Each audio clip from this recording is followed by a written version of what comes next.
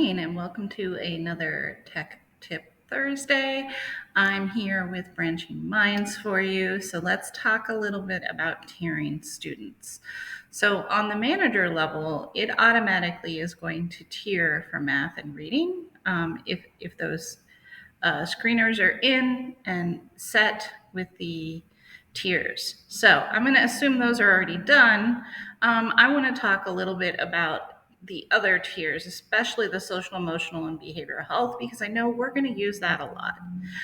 So the way you change a student's tiers, you click on these three dots and you edit tier and grade level performance. So we can go in there and we can change the tier to tier 1, tier 2, tier 3, no tier, right? So let's say this student is tier 2, right? And we can press save. And now this student is tiered for social, emotional, and behavioral health. Now, once you tier them, it's going to come up and tell you that they need to have a plan. This student actually already has a plan.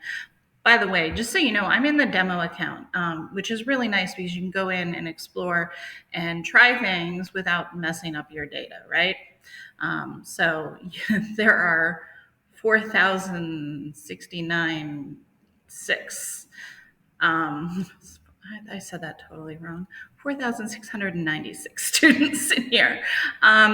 One of the things that you might notice once you tier a student is that you will get this red exclamation point saying that they're missing plans, okay? If they've been identified for tier support. So once you identify them, you start getting these red exclamation points. And I'm just going to go ahead and see who I have that has missing plans. And I'm actually going to filter by missing plans in social emotional, okay? I'm not going to mess with that. I'm just going to do general social emotional. Okay, so this student is missing a social emotional plan. So we can click on here and plan and progress. You also can group students to plan and progress, and probably another time I'll do groups because there's a lot to that. But let's say we're putting an individual plan in. So you click plan and progress. Oh, I'm sorry. You click, I'm already on plan and progress. You click behavior goals, okay? So starting this week and ending, let's give her some time to work on this. And then it has these measures, and some of them are really like self-awareness tracking sheets and things like that. Check-in, preparedness and organization, self-regulation check-in. So I mean, some of these are definitely things that we easily could do and probably should do. Even attendance trackers, something we're definitely doing. So that is definitely our most common thing. Let's do attendance tracker weekly %, right?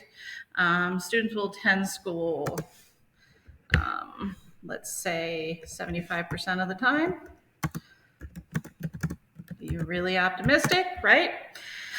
And then we would pick who would monitor this, and I'm going to just pick a staff member, and let's have Eric also evaluate this goal and save. So now we're working towards this student attending school that % of the time, right? And since it's already importing our attendance percentage, it'll be really easy to see if they're making progress towards this goal. But in addition to doing that, we need to make sure we have a plan in place for Eric, right? So we are going to have to set a plan to check in with him. And so that'll be our interventions. Excuse me, our interventions and supports. So I'm going to go ahead and grab that. And we're going to do some sort of attendance tracking, right? So like a behavior check-in, self-monitoring tracking. Yes. Okay. Self-monitoring. So, I'm going to set a goal that I'm going to check in with them twice a week, only for like 5 minutes. And, make sure they're there, make sure that barriers that have kept them from coming. So this is pull out with a specialist. I mean, I don't know. This might be very incidental, but and let's say Eric's going to do it again, and I'm going to press save. So now it is now Eric's responsibility to make sure that he checks in with this student twice a week, right? So if I were Eric, this would now be added to my to-do list. So let me show you a little bit what that to-do list looks like. I know there's a lot here. So now, we've set the goal and we have a plan of how we're going to monitor it, right? We're going to check in with Shawanda. We're going to check in with Shawanda twice a week, talk to her about what's going on with her attendance, what her barriers are, right? When you go to your to-dos, you get a list of everyone you're supposed to check in with, okay? So let's say I was supposed to, and this is a demo group, right? I'm supposed to do mental computation fluency. Boy, they really picked me wrong for that one.